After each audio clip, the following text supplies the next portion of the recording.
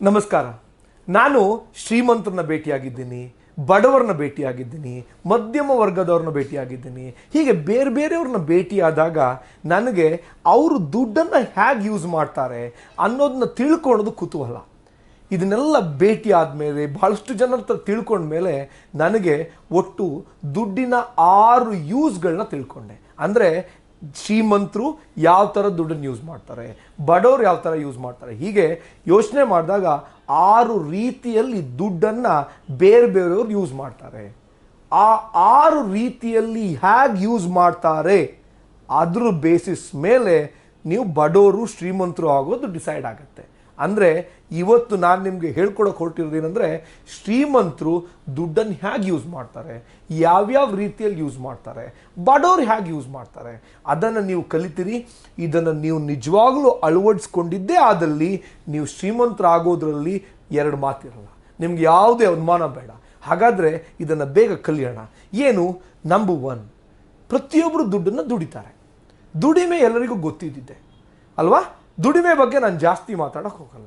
So ಬಡವರಾಗಲಿ ಶ್ರೀಮಂತರಾಗಲಿ ದುಡಿಮೆ ಮಾಡ್ತಾರೆ. ಆದರೆ ದುಡಿಮೆಯಲ್ಲಿ ನೋಡಿ 2 ಥರ ಇದೆ.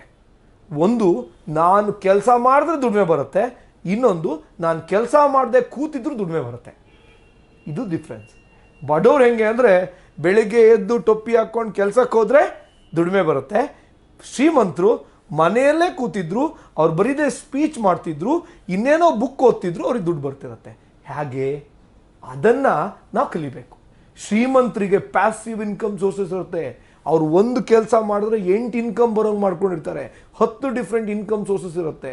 ಅವರಿಗೆ ದೊಡ್ಡ ದೊಡ್ಡ ಮಾಲ್ಗಳು ಅಥವಾ ದೊಡ್ಡ ದೊಡ್ಡ ಬಿಲ್ಡಿಂಗಲ್ಲಿ ಬಾಡಿಗೆ ಬರ್ತಿರುತ್ತೆ. ಸೊ ಹಾಗಾಗಿ ಶ್ರೀಮಂತರು ದುಡಿಮೆ ಮಾಡೋದು ಅಂದರೆ ಅವ್ರು ಕೆಲಸ ಮಾಡ್ದೇನೂ ಅವ್ರಿಗೆ ಇನ್ಕಮ್ ಬರುತ್ತೆ.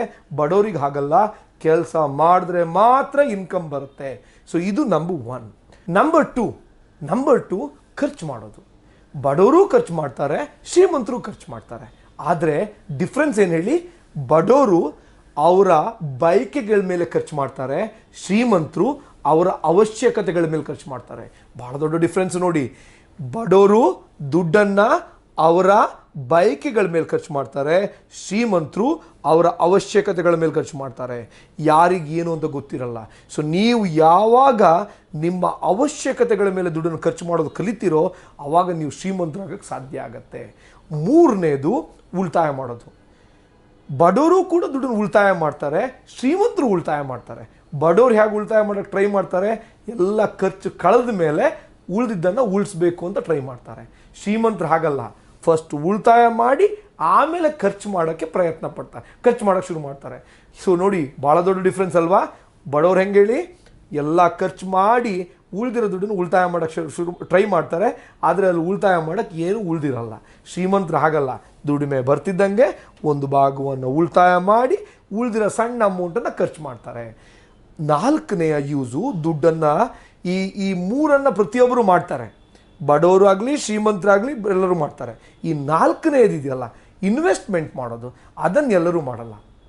ಬಡವರು ಇನ್ವೆಸ್ಟ್ಮೆಂಟ್ ಮಾಡೋಕ್ಕೆ ಗೊತ್ತೇ ಇಲ್ಲ, ಮಾಡೋಕ್ಕೆ ಹೋಗೋದೇ ಇಲ್ಲ. ಅವ್ರಿಗೆ ಇನ್ವೆಸ್ಟ್ಮೆಂಟಿಗೂ ಖರ್ಚಿಗೂ ಡಿಫ್ರೆನ್ಸೇ ಗೊತ್ತಿಲ್ಲ. ಎಷ್ಟೋ ಜನ ಮದುವೆನ ಇನ್ವೆಸ್ಟ್ಮೆಂಟು ಅನ್ಕೋತಾರೆ. ಎಂಥ ಕಲಿತಾರೆ ನೋಡಿ. ಕಾರ್ ತೊಗೊಳೋದು, ಬೈಕ್ ತೊಗೊಳೋದು ಇನ್ವೆಸ್ಟ್ಮೆಂಟ್ ಅಂತಾರೆ. ಫ್ಲ್ಯಾಟ್ ಕೊಂಡ್ಕೊಳ್ಳೋದು ನಮ್ಮ ಸ್ವಂತ ಯೂಸಿಗೆ ಅದು ಇನ್ವೆಸ್ಟ್ಮೆಂಟ್ ಅನ್ಕೋತಾರೆ. ಸೊ ಇನ್ವೆಸ್ಟ್ಮೆಂಟಿನ ಡಿಫ್ರೆನ್ಸೇ ಗೊತ್ತಿಲ್ಲ. ಶ್ರೀಮಂತರು ಇನ್ವೆಸ್ಟ್ಮೆಂಟ್ ಮಾಡ್ತಾರೆ. ಅವರಿಗೆ ಇನ್ವೆಸ್ಟ್ಮೆಂಟ್ ಅಂದರೆ ಏನು? Cost of capital should be lesser than the returns you make from the investment ಅಂತ. ಅಂದರೆ ನಾನು 10 ಲಕ್ಷ ರೂಪಾಯಿನ ಇನ್ವೆಸ್ಟ್ ಮಾಡಿದ್ದೀನಿ ಅಂದರೆ ಅದು ನನಗೆ 10 ಲಕ್ಷ ರೂಪಾಯಿ ಬ್ಯಾಂಕಲ್ಲಿ FD ಮಾಡಿದರೆ 7% 7.5% ಬಂದರೆ ಈ 10 ಲಕ್ಷ ನಂಗೆ 12% 13% ಕೊಡಬೇಕು. ಅವರಿಗೆ ಒಳ್ಳೆ ಇನ್ಕಮ್ ಕೂಡ ಕಡೆ ಇನ್ವೆಸ್ಟ್ ಮಾಡ್ತಾರೆ. ಅವರು ಅದನ್ನು ಭಾಳ ನೀಟಾಗಿ ಚೂಸ್ ಮಾಡ್ತಾರೆ, ಅದ್ರ ಬಗ್ಗೆ ಕಲಿತಾರೆ. ಸೊ ಅಂದರೆ ನೀವು ಶ್ರೀಮಂತರಾಗಬೇಕು ಅಂದರೆ ಇನ್ವೆಸ್ಟ್ ಮಾಡೋದನ್ನ ಕಲಿಬೇಕು. 5ನೇದು ಶ್ರೀಮಂತರಿಗೂ ಬಡವರಿಗೂ ಇರೋ ಡಿಫ್ರೆನ್ಸು. 5ನೇದು ಶ್ರೀಮಂತರು ದುಡ್ಡನ್ನು ಲೆವರೇಜ್ ಮಾಡ್ತಾರೆ, ಬಡವರು ಗೊತ್ತೇ ಇಲ್ಲ ಅದು. ಏನಿದು ಲೆವರೇಜು? ನಾನು ನಿಮ್ಗೊಂದು ಸಣ್ಣ ಎಕ್ಸಾಂಪಲ್ ಹೇಳ್ತೀನಿ ಕೇಳಿ. ಬಡವ್ರು ಏನು ಮಾಡ್ತಾರೆ? ನನ್ನ ಹತ್ರ 20 ಲಕ್ಷ ರೂಪಾಯಿ ದುಡ್ಡಿದೆ, ತೊಗೊಂಡೋಗಿ ಬ್ಯಾಂಕಲ್ಲಿ ಇಡೋಣ, ನಂಗೆ ಬಡ್ಡಿ ಬರುತ್ತೆ ಅಂತ. ಶ್ರೀಮಂತರು ಹಾಗೆ ಮಾಡಲ್ಲ. 20 ಲಕ್ಷ ದುಡ್ಡಿದೆ ಸರ್, ನನಗೆ 80 ಲಕ್ಷ ಸಾಲ ಕೊಡಿ ಸರ್. ಈಗ 1 ಕೋಟಿ ಆಯಿತು ನಂದು. 80 ಲಕ್ಷ ಸಾಲನ್ನು ಬರೀ 8.5% 9%ಗೆ ತೊಗೊಂಡ್ಬಿಡ್ತಾರೆ. ಈಗ 1 ಕೋಟಿ ರೂಪಾಯಿಗೆ ಒಂದು ಬಿಲ್ಡಿಂಗ್ ಕೊಡ್ತಾರೆ, ಬಾಡಿಗೆ ಕೊಡ್ತಾರೆ, ಅಥವಾ ಆ 1 ಕೋಟಿ ರೂಪಾಯಿಗೆ ಬಿಸ್ನೆಸ್ ಶುರು ಮಾಡ್ತಾರೆ, ಲಾಭ ಮಾಡ್ತಾರೆ. ನೋಡಿ, ಇದು ಲೆವರೇಜ್ ಮಾಡೋದು. ನನ್ನ ಹತ್ರ 20 ರೂಪಾಯಿ ಇದೆ, ಇನ್ನು 80 ರೂಪಾಯಿ ಸಾಲ ತಗೋತೀನಿ, 100 ರೂಪಾಯಿಗೆ ಬಿಸ್ನೆಸ್ ಮಾಡ್ತೀನಿ, ಅಥವಾ ಇನ್ನೇನೋ ಇನ್ವೆಸ್ಟ್ಮೆಂಟ್ ಮಾಡ್ತೀನಿ, ಬಿಲ್ಡಿಂಗ್ ಕಟ್ತೀನಿ. ನಾನು ಸಾಲ ತಗೊಳೋದು 8%ಗೆ, ನಂಗೆ ರಿಟರ್ನ್ಸ್ ಬರೋದು 12-14%ಗೆ ನಂಗೆ ಲಾಭ ಆಗುತ್ತೆ. ಸೊ ಬಡವ್ರು ಏನು ಮಾಡ್ತಾರೆ? ದುಡ್ಡನ್ನು ಬ್ಯಾಂಕಲ್ಲಿ ಇಡ್ತಾರೆ, ಇವರು ಲೆವರೇಜ್ ಮಾಡ್ತಾರೆ. ಲೆವರೇಜ್ ಭಾಳ ದೊಡ್ಡ ವರ್ಡ್ ಇದು, ಎಷ್ಟೋ ಜನಕ್ಕೆ ಗೊತ್ತಿಲ್ಲ. ನಮ್ಮಲ್ಲಿ ಲೆವರೇಜ್ ಮಾಡೋದು ಗೊತ್ತೇ ಇಲ್ಲ. ನನ್ನ ಕತೆ ಇಷ್ಟೇ ನೋಡ್ರಿ. ನಾನು ಇವತ್ತು ಏನೇ ಮಾಡಿದ್ರು ಅದಕ್ಕೆ ಕಾರಣ ಇಷ್ಟೇ. ನನ್ನ ಹತ್ರ 5 ರೂಪಾಯಿ ಇದ್ದರೆ ನಾನು 50 ರೂಪಾಯಿ ವ್ಯವಹಾರ ಮಾಡ್ತೀನಿ, ಬೇಕಾಗಿರೋ 45 ರೂಪಾಯಿನ ಲೆವರೇಜ್ ಮಾಡ್ತೀನಿ. ನನ್ನ ರೆಪ್ಯುಟೇಷನ್, ನನ್ನ ಕ್ರೆಡಿಬಿಲಿಟಿ, ನನ್ನ ಇನ್ಕಮ್ ಸೋರ್ಸ್ಗಳನ್ನ ಯೂಸ್ ಮಾಡಿಕೊಂಡು, ಆ ಕ್ರೆಡಿಬಿಲಿಟಿನ ಯೂಸ್ ಮಾಡಿಕೊಂಡು ಎಲ್ಲಿ ಸಾಲ ಸಿಗುತ್ತೆ ಕಡಿಮೆ ಬಡ್ಡಿಗೆ ತಗೊಳ್ತೀನಿ, ಅದನ್ನು ಲೆವರೇಜ್ ಮಾಡಿ ನಾನು ಬಿಸ್ನೆಸ್ ಮಾಡ್ತೀನಿ. ನನಗೆ ಗೊತ್ತಿರೋ ಎಷ್ಟೋ ಜನ ಶ್ರೀಮಂತರು ಹೀಗೆ ಲೆವರೇಜ್ ಮಾಡ್ತಾರೆ. 6ನೇದು, ಇದು ಬಡವ್ರು ಮಾಡೋದೇ ಇಲ್ಲ, ಬಹಳ ಕಡಿಮೆ ಜನ ಮಾಡ್ತಾರೆ. 6ನೇದು ಶ್ರೀಮಂತರು ಮಾಡೋದು ಇನ್ನೊಂದೇನು ಹೇಳಿ? ದುಡ್ಡನ್ನು ಡೊನೇಟ್ ಮಾಡ್ತಾರೆ. ಡೊನೇಟ್ ಹೆಂಗೆ ಅಂದರೆ, ನಾನು ಶ್ರೀಮಂತ ಆಗೋ ತನಕ ಆಯಿತು, ಶ್ರೀಮಂತ ಆದಮೇಲೆ ದುಡ್ಡನ್ನು ನನ್ನ ಶಾಂತಿಗೋಸ್ಕರ ಅಥವಾ ನನ್ನ ಮನಸ್ಸು ತೃಪ್ತಿಗೋಸ್ಕರ ನಾನು ಬಡವರಿಗೆ, ಕಷ್ಟದಲ್ಲಿದ್ದವರಿಗೆ, ಅಥವಾ ಇನ್ನೇನೋ ಸಮಾಜವನ್ನು ಸುಧಾರಣೆ ತರಬೇಕು ಅಂತೇಳಿ ಅದನ್ನು ಡೊನೇಟ್ ಮಾಡ್ತೀವಿ. ಸೊ ಈ ಥರ 6 ಯೂಸಸ್ನ ಮಾಡ್ತೇವೆ. ಶ್ರೀಮಂತರಿಗೂ ಬಡವರಿಗೂ ಈ 6 ಯೂಸಲ್ಲೂ ಡಿಫ್ರೆನ್ಸ್ ಇದೆ. ಏನು ಹೇಳಿ? ದುಡ್ಡಿನ 6 ಯೂಸಸ್ಸು: ನಂಬರ್ 1, ದುಡ್ಡನ್ನು ದುಡಿತೀವಿ; 2, ಖರ್ಚು ಮಾಡ್ತೀವಿ; 3, ಉಳಿತಾಯ ಮಾಡ್ತೀವಿ; 4, ದುಡ್ಡನ್ನು ಇನ್ವೆಸ್ಟ್ ಮಾಡ್ತೀವಿ; 5, ದುಡ್ಡನ್ನು ಲೆವರೇಜ್ ಮಾಡ್ತೀವಿ; 6, ದುಡ್ಡನ್ನು ದಾನವಾಗಿ ಕೊಡ್ತೀವಿ. ಸೊ ನೀವು ಶ್ರೀಮಂತರಾಗಬೇಕು ಅಂದರೆ ಈ 6ಅನ್ನು ನಿಮಗೆ ಬಹಳ ನೀಟಾಗಿ ಕಲಿಬೇಕು. ಇದರಲ್ಲಿ ನೀವು ಎಕ್ಸ್ಪರ್ಟ್ಸ್ ಆಗಬೇಕು.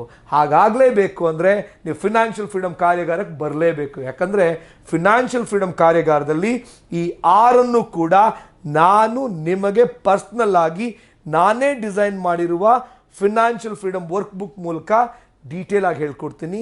ಅದನ್ನು ಕಲಿತ್ರೆ ನೀವು ಶ್ರೀಮಂತರಾಗೋದ್ರಲ್ಲಿ 2 ಮಾತಿಲ್ಲ, ಯಾವುದೇ ಅನುಮಾನ ಬೇಕಾಗಿಲ್ಲ. ಸೊ ಹಾಗಾದರೆ ಫಿನಾನ್ಷಿಯಲ್ ಫ್ರೀಡಮ್ ಕಾರ್ಯಾಗಾರದಲ್ಲಿ ಸಿಗೋಣ. ಫಿನಾನ್ಷಿಯಲ್ ಫ್ರೀಡಮ್ ಕಾರ್ಯಾಗಾರಕ್ಕೆ ನೀವು ಬರಲು ಈ ಸ್ಕ್ರೀನಲ್ಲಿ ಕಾಣ್ತಿರೋ ನಂಬರ್ಗೆ ಒಂದು ಮಿಸ್ಡ್ ಕಾಲ್ ಕೊಡಿ. ನಮ್ಮ ಟೀಮ್ನವ್ರು ನಿಮಗೆ ಕಾಲ್ ಮಾಡಿ ಅಸಿಸ್ಟ್ ಮಾಡ್ತಾರೆ. ಹಾಗೆಯೇ ಒಂದು ವೇಳೆ ನಮ್ಮ ಯೂಟ್ಯೂಬ್ ಚಾನಲ್ಗೆ ಇಲ್ಲಿ ತನಕ ಸಬ್ಸ್ಕ್ರೈಬ್ ಆಗಿಲ್ಲ ಅಂದರೆ ದಯವಿಟ್ಟು ಸಬ್ಸ್ಕ್ರೈಬ್ ಮಾಡ್ಕೊಳ್ಳಿ, ಬೆಲ್ ಐಕಾನ್ ಹಿಟ್ ಮಾಡಿ ನೋಟಿಫಿಕೇಷನ್ಸ್ ಎನೇಬಲ್ ಮಾಡ್ಕೊಳ್ಳಿ. ನನ್ನ ಎಲ್ಲ ವೀಡಿಯೋಸು ನಿಮಗೆ ಫಸ್ಟೇ ಬರುತ್ತೆ. ಮತ್ತು ಈ ವಿಡಿಯೋನ ಎಲ್ಲರ ಜೊತೆ ಶೇರ್ ಮಾಡಿ. ಯಾಕಂದರೆ ನಾವು ಎಲ್ಲರೂ ಕಲಿಬೇಕು, ಎಲ್ಲರೂ ಶ್ರೀಮಂತರಾಗಬೇಕು. ಒಳ್ಳೆಯದಾಗಲಿ.